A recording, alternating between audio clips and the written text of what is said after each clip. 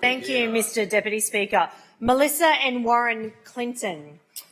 Established in 1982, Kuranda Riverboat is well recognised and is a winner of several years running of the Best of Queensland experience and took away the award in 2024 again. That couple, who are small business owners, purchased the business in 2015. Upon what the devastation was, and we all know, particularly those of us that live in North Queensland and far North Queensland and many members across this state that have dealt with natural disasters, we understand what a tropical cyclone does. We understand the devastation of floodwaters. But what we don't understand, Mr Deputy Speaker, is when the sitting member for Cairns, who also wears the hat of the Tourism Minister, cannot intervene to ensure tourism operators in far North Queensland that rely upon revenue, rely upon visitation, that are out of business, can't get assistance fast-tracked by the relevant department. And, Mr Deputy Speaker, what I speak to here is a grant that was approved where this wonderful couple, and I've actually spoken with them, have received only 30% of the approval. Mr Deputy Speaker, it's $11,000. And 2 weeks ago, they were told they would only receive 30% of the grant, $11,000. They are down in revenue of $1,000 a day and have not been able to operate their business for 6 months. And the Minister for Tourism and the member for Cairns can't pick up the phone and ask his department to fast-track for a cheque of $11,000. It is disgraceful, and it's an example of this government's failures. It's an example of those members in the far north that are failing small and family business and the tourism industry. Another example, Mr Deputy Speaker, and I had the great privilege this afternoon to speak to Elliot, Cairns go-karts. And yes, our local candidate, Bree James, on the ground there, has been doing the job of the local members who are full of excuses. And I note there the member for Barron River, who's a former Shadow Cabinet Minister.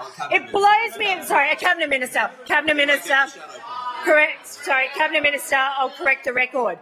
Mr Deputy Speaker, it never ceases to amaze me the amount of ministers on the government side who can't get decisions made in their own patch, let alone in the interest of their own portfolios. And when I speak to Elliot from Cairns, who has had to fork out $10,000 up front, that then has had to show $40,000 of receipts to claim a $50,000 claim and grant, that has still not received any feedback from the department, Mr Deputy Speaker, who's had to go into debt to $250,000 to replace his go-karts, which won't arrive until November, Mr Deputy Speaker, at the height of the tourism boom right now in Cairns, where he can't even draw on revenue from new infrastructure. It's a failing of this government, Mr Deputy Speaker.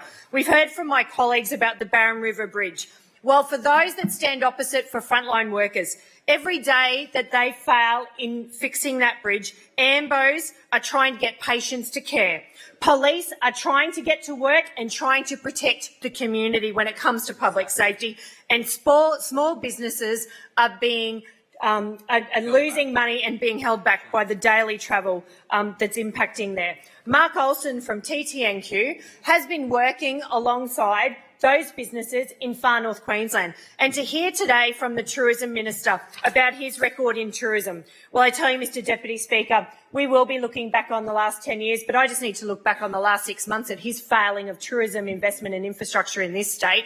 And we point to, Mr Deputy Speaker, the Wongatty Trail, almost 10 years and the first stage not even completer. What an absolute disaster.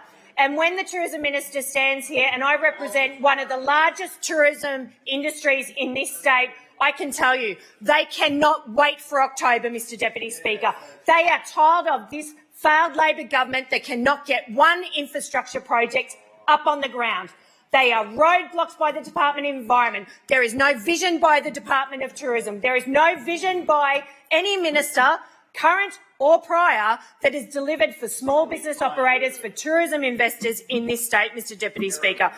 And the opportunity that the people of Cairns, the people of far North Queensland have, is when they want to point to a member for Cook, a member for Barron River, a member for Cairns, they will look to David Kempton, to Bree James, to Yolandi Yench, to show Labor the door in 2024.